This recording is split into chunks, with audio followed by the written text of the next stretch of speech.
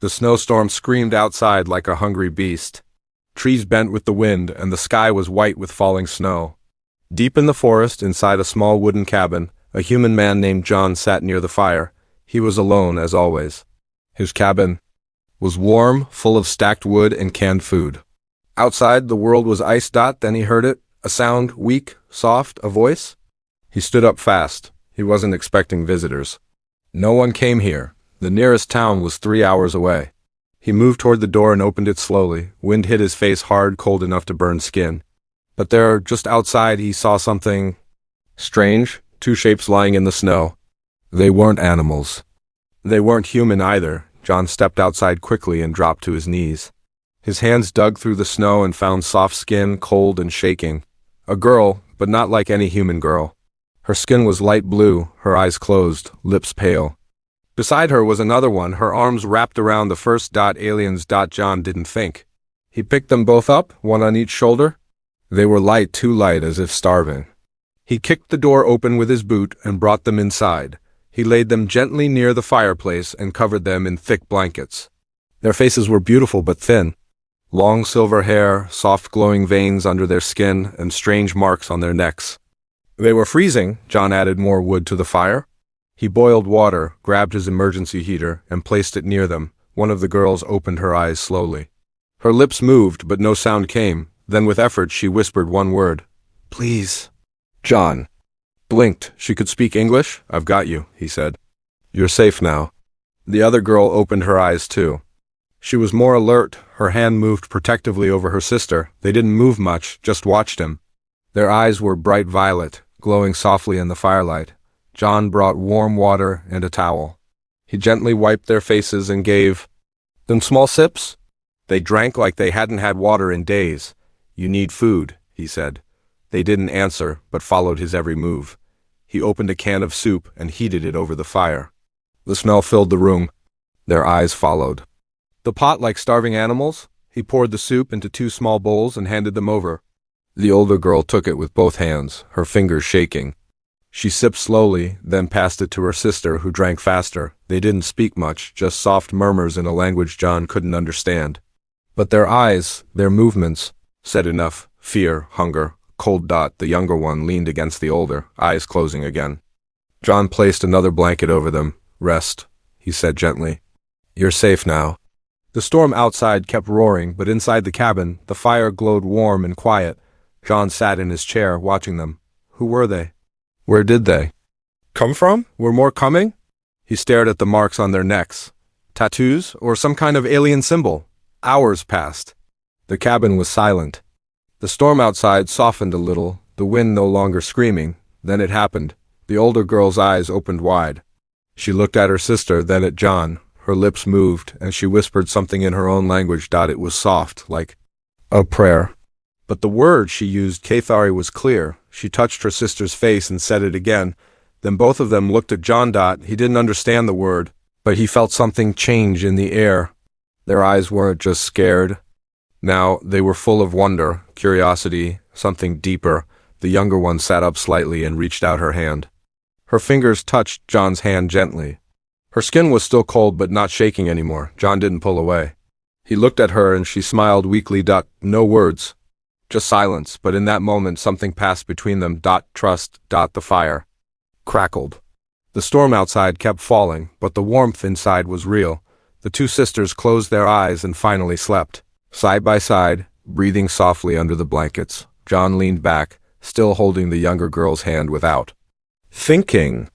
His eyes stayed on their faces. He didn't know it yet, but tonight had changed everything. The fire still burned gently in the cabin, giving off soft orange light. Morning had come, but the world outside was still covered in snow. Trees stood, silent, white and frozen, like statues from another time. Inside, John sat awake, watching the 2 alien girls sleep. Their bodies were wrapped in his thickest blankets. Their faces looked peaceful now, not full of pain like last night. The younger one moved first, her eyes blinking slowly, confused. She stared at the wooden ceiling, then at the fire, and then at John. He smiled gently. "Good morning." She didn't reply, but her eyes followed his voice. Then she touched her lips softly as if trying to find her words. A moment later the older girl sat up too. She pulled the blanket tighter around herself, but her eyes were alert.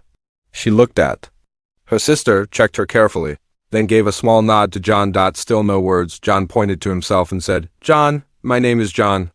The girls looked at each other. The older one placed a hand on her chest and said, "Riva." Then she pointed to the younger one. "Zanari," John nodded. "Riva, Zanari, okay, good." Zanari's voice was weak but clear. "You save." John chuckled. "Yes, I save. You almost turned into ice." Zanari tilted her head. "Ice. Pain." Riva stood slowly and walked over to the fire. She knelt beside it, holding out her hands toward the heat. Her fingers were long, delicate, and slightly glowing at the tips. John noticed something strange. Their skin, when touched by the firelight, gave off a soft shimmer, almost like light dancing underwater. It was beautiful and not human. He walked over, grabbed a pan, and started preparing breakfast. Eggs and bread, nothing fancy. But the smell filled the room fast. The sisters stared again. Riva leaned in to smell it. Her nose twitched like a curious animal. "Food," John said, offering them plates. Zanari took hers slowly. She held the fork wrong, upside down, and tried to poke the egg. John smiled and showed her how to use it. Riva watched and copied him perfectly. They ate in silence. But every now and then they looked at John with soft eyes. After breakfast, Riva stood and looked around the cabin. She touched the wooden walls, looked at the tools on the shelves, then walked over to John's coat hanging on a hook. She picked it up and held it close. John raised an eyebrow. "You cold again?" She didn't answer. Instead, she placed the coat gently around his shoulders. As if trying to return his kindness, Zanari did something even more surprising. She stood, walked over to John, and placed her small hand on his chest. Right above his heart. "Warm," she said. John didn't move. Her fingers were cold, but soft. "You're kind, warm," she said slowly. "Ours not," John looked confused. "You mean your people aren't warm-blooded?" Riva sat beside her sister and spoke carefully. "Our home, no fire, no sun, no warmth like this. We survive in cold, but we not strong." Zanari added, "You give fire touch, not just body, soul."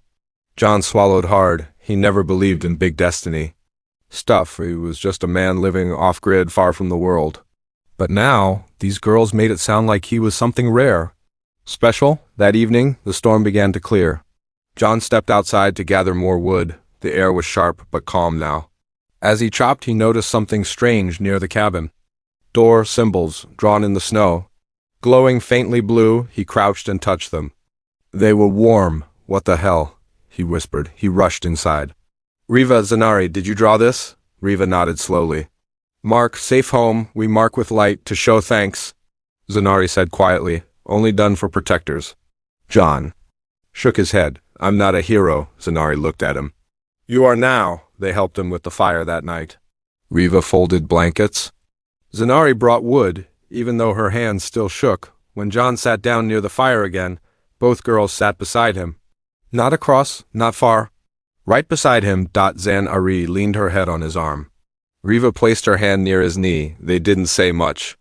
But the silence was warm. John felt something he hadn't felt in years. Peace. And something else too. A question he didn't want to ask yet. What did they want from him? As the fire crackled, Riva looked at Zanari and spoke softly in their own language. Zanari single quotes S eyes widened. She looked at John, then smiled. John asked, "What did she say?" Riva answered slowly. She said, "We don't have to search anymore." John didn't sleep much that night. Riva and Zanari rested quietly near the fire. But their final words stayed in his mind. "We don't have to search anymore." What did that mean? He kept glancing over at them. They were curled up under thick blankets like lost kittens, their glowing hair spread over the floor like silver threads. Every now and then, one of them would mumble something in her alien language, but it was gentle, calm. When morning came, John quietly got up, made coffee, and stepped outside. The snow had finally stopped.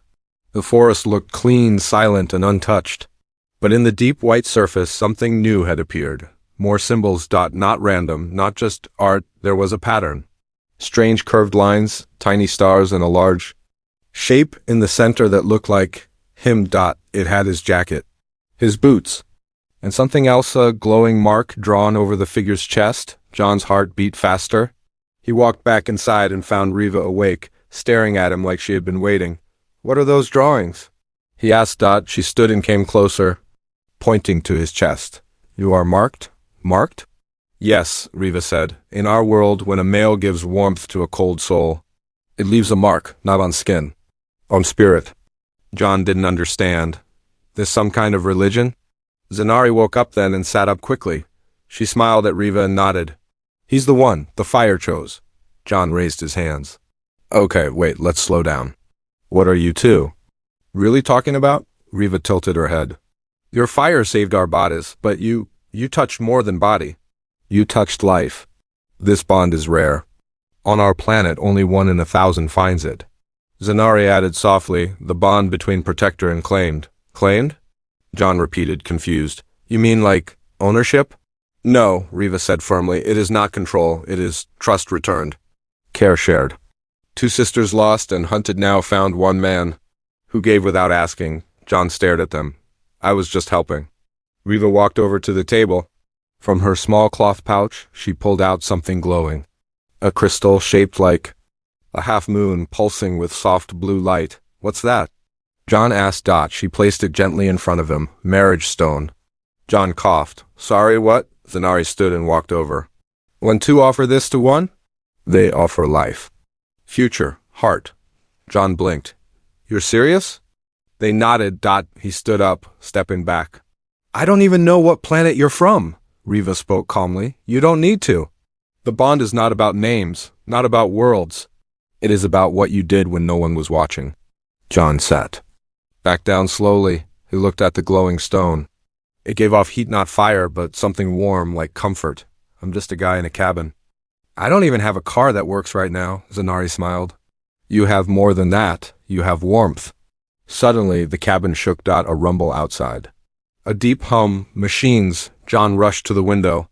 A scout ship, alien, sleek and dark, was flying low over the trees, scanning the area with a red light. Riva and Zanari both froze. "They found us," Riva whispered. Zanari grabbed John's arm. "We must hide. They will take us back." "Back where?" John asked. Zanari didn't answer. She just held tighter. He opened the trapdoor under his table, a hidden cellar he used for food storage and safety during storms. "Down here," he said. The girls crawled inside without question. John followed and pulled the trapdoor closed just as the ship's red light passed over the roof. In the darkness, Riva whispered, "If they see the stone, they will call us broken. Bonded to a human is forbidden." John looked at the small glowing gem in his hand. "Then we hide it." Zanari pulled it from his fingers gently. "No, you must keep it. If anything happens to us, you must still carry the bond." The hum above faded slowly. After a long silence, they climbed out of the TRAPDOOR. Everything in the cabin was as they left it. Quiet. John turned to them. "Why would someone want to take you back so badly?" Zanari answered this time, voice low and shaking. "We were raised to serve, not to choose. When we ran, they marked us as lost property." Riva added, "But now we are claimed. You are our proof?" John looked at both of them. They were no longer just strange visitors. They were tied to him now in a way he never expected, and he was holding the proof in his hand. John was chopping wood behind the cabin when he heard it. A sharp crack, louder than thunder, followed by the sound of wind being torn apart. He looked up fast. A small alien dropship, black and sharp like a flying knife, broke through the clouds and hovered above the forest. Its lights turned red. A scanner beam swept across the trees. Then it turned toward the cabin. John dropped the axe and ran inside. "Riva! Zanari!" he shouted. "They're here!" The sisters froze where they stood near the fire. Riva's face went pale. Zanari dropped the wooden bowl she was holding. It cracked on the floor. "We must hide," Riva said quickly. "Now." John grabbed the edge of the rug and pulled it back, revealing the trapdoor again. "In," he said. Zanari looked terrified. "They will burn the house if they find us." "Then they won't," John said firmly. "Go." The sisters climbed down fast. John followed and pulled the trapdoor shut above them. The small bunker was tight and dark, but safe for now. They sat in silence. Only the sound of distant engines filled the air. Then came the thuds, heavy boots outside. John held his breath. A metallic voice called out loud and cold. "This territory is under scan. Return marked subjects to owner authority. Refusal is violation." Riva whispered, "They don't care who protects us. They will kill anyone in the way. Zanari was shaking. They will take us back to the camps. John clenched his jaw. Camps? Riva nodded. We were born in service stations. Raised. Not to think, only follow, only obey, but we ran. We saw stars and we chose freedom. He looked at them both. Two sisters, hunted like animals, just for wanting a life, and now they were here. In his life, he stood up in the bunker and pulled something off the wall, a long hunting rifle. It was old, but it worked. I won't let anyone take you, John. Sod, Riva blinked. Why? Because, he said, you're not tools, you're not property, you're people. And no one treats guests like that under my roof. Zanari reached into her small pouch and pulled out a tiny object, a glowing disc. What's that? John asked. Shield pulse, she said. Only lasts 10 seconds, but it can block all scanners. Then hold on to it, he said. We might need it. They stayed hidden for almost half an hour. Above them, footsteps circled the cabin. A voice shouted something in another language, then silence, then a bang. The door was kicked open. John's hands tightened on his weapon. Riva whispered, no sound. No movement, but Zanari was breathing fast, almost crying. She buried her face in John's chest. He held her close, gently covering her head. The sound of heavy boots moved above them. One of the soldiers walked close to the trapdoor. John's finger was on the trigger, then a strange noise, click, hiss, click. The soldier activated a scan. The red light flickered through the floorboards. Riva pressed the shield pulse. The bunker glowed blue for a moment. Then everything went dark above them. The soldier paused, waited, then cursed and walked away. Minutes later, the dropship's engines roared to life. The sound moved farther and farther until it vanished into the clouds. The trapdoor creaked open. Slowly, John climbed out first, rifle still in hand. He looked around. Broken furniture. A shattered chair. The cabin had been tossed and searched, but no fire. No damage. They didn't find us, John said. The girls climbed out carefully. Zanari was still holding the pulse disc, now dull and cracked. John locked the door behind them and closed the shutters. Riva walked over to him and said softly, You are not just a protector. You are now part of us. I'm just a guy who hates bullies, he said. No, she replied. You are more. In our law, the man who defends against the reclaimers becomes family. John shook his head. I didn't sign up for any alien law. Zanari took his hand and placed it on her chest. But you followed it anyway. He didn't pull away. Riva looked at the wall, her voice quiet. They will come again, stronger, with more. Then we prepare, John said. He walked to the old metal cabinet and opened it.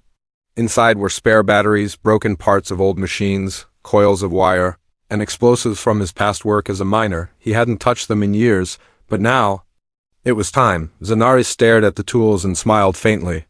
You're a warrior, John shook his head. No, I'm just someone who finally found something worth fighting for. Outside, the snow had stopped falling.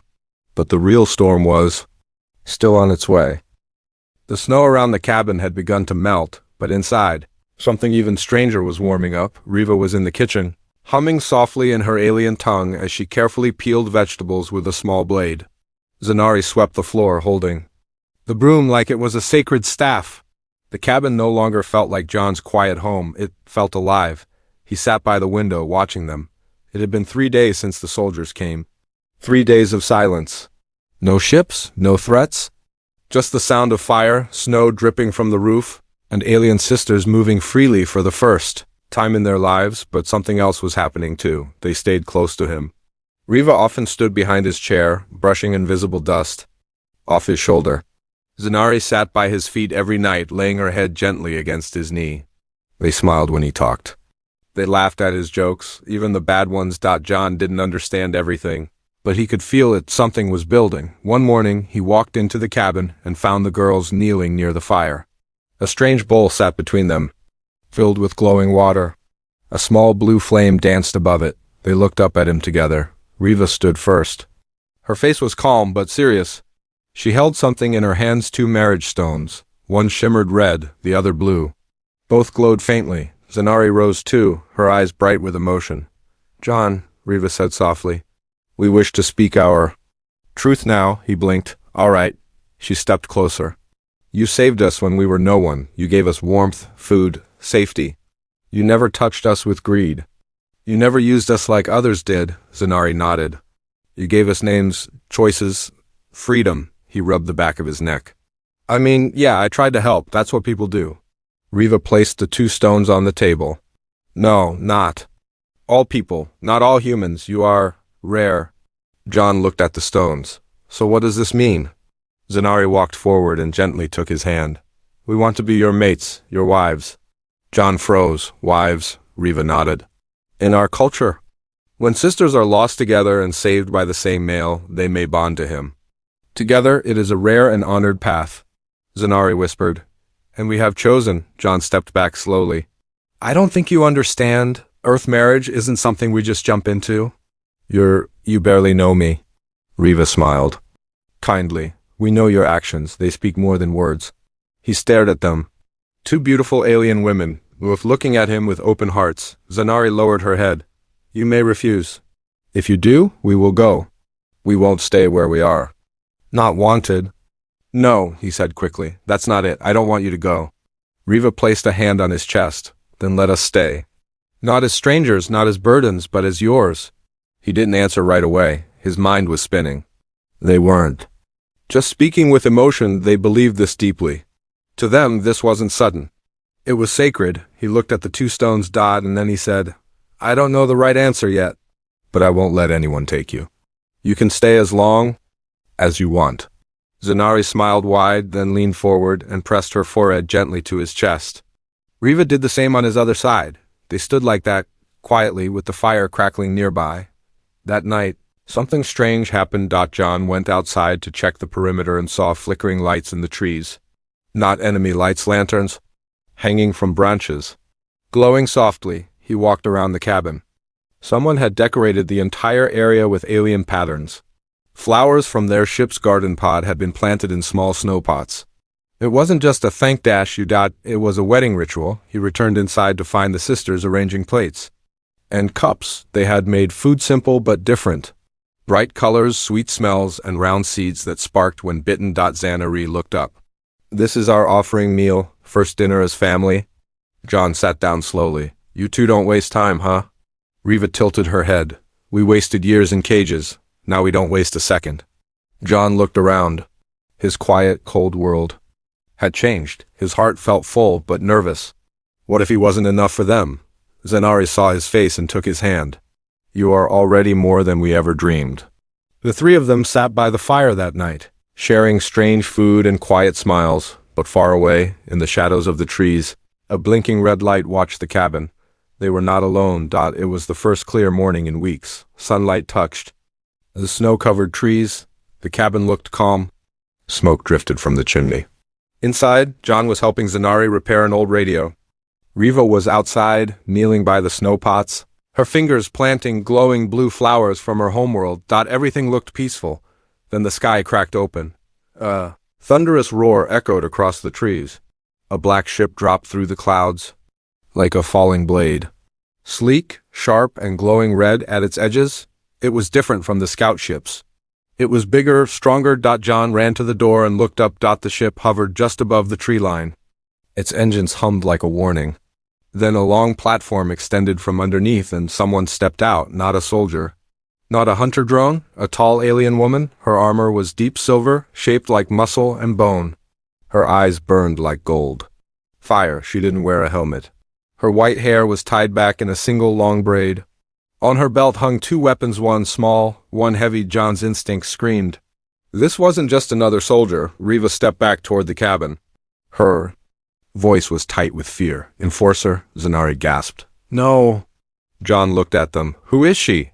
Riva's voice trembled. Her name is Varese. She doesn't take orders, she gives them. Varese walked across the snow without sinking, her boots leaving no print.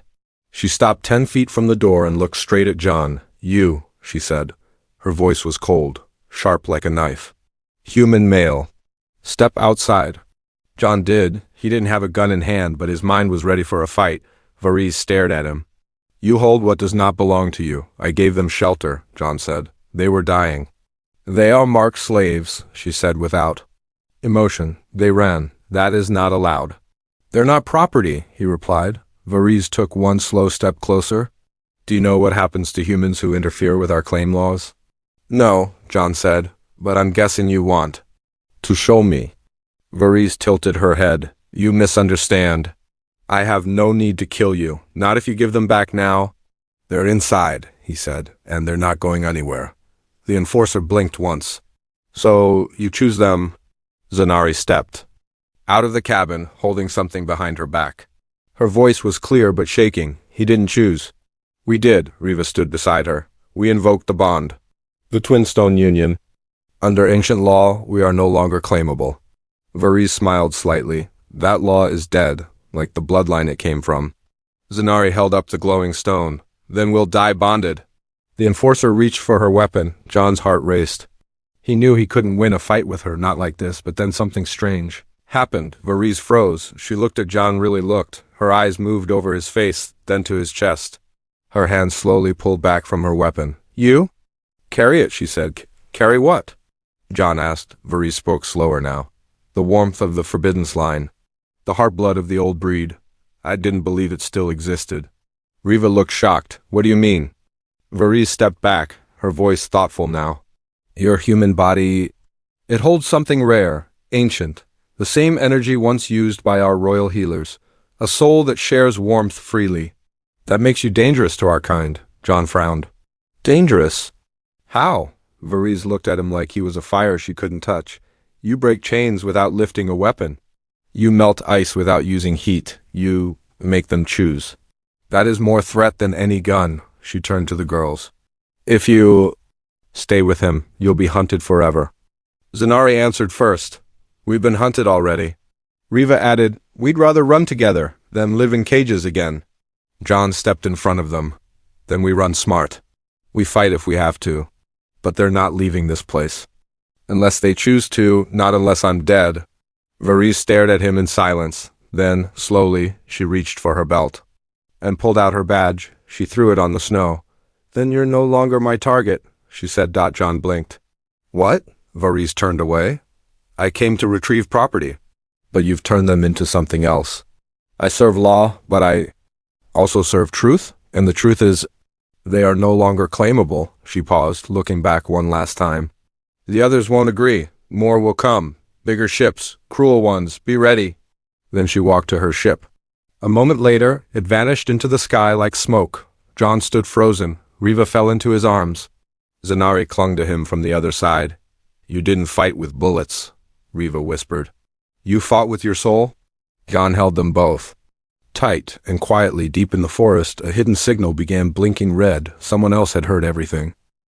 Night fell fast. The trees stood silent, but John could feel something in the wind. It was too still, too quiet. Riva and Zanari helped them close the shutters, stack supplies, and prepare escape packs. They didn't ask questions anymore. They already knew the real threat was coming, not one ship. Not one enforcer, but a fleet. They won't accept what Varese did, Riva said. She showed mercy. They'll show fire. John checked the power cells in the bunker and loaded tools into his makeshift weapon station. Let them come. I've built traps for a reason. Zanari stood near the cabin door, holding the bonding stones in both hands. You're still free to run, she whispered. We won't blame you. John turned sharply. Don't ever say that. I didn't protect you to run now. I chose this. She looked down. Then we face it together. A soft buzz came from the old radio, static, then a voice heavily coded, robotic, but clear. Human cabin identified. Illegal bonds confirmed. Arrival in 6 minutes. Level 3 cleansing begins upon landing. John turned to the girls. Go. To the bunker. Stay there, no matter what happens. Riva shook her head. You'll die if we leave you. I'll die if I'm distracted trying to protect both of you. Let me fight. If I fall, then run. Zanari was crying, but she nodded. Don't fall. They climbed into the hidden trapdoor, and John covered it with the rug, leaving no trace. Then he stood in the center of the cabin, breathing slow. He walked to the fire one last time, grabbed a glowing coal, and touched it gently to a silver disc on his chest. A gift Riva had placed there the night before. It shimmered faintly like a heartbeat. Then the sky cracked open again. This time, 4 ships landed in a square around the forest clearing. Dozens of soldiers stepped out, all armed, all silent, all cold. John stepped outside. His boots sank into the snow. A tall commander walked forward. His voice echoed through a speaker. You bonded with 2 escaped females of the Zalari.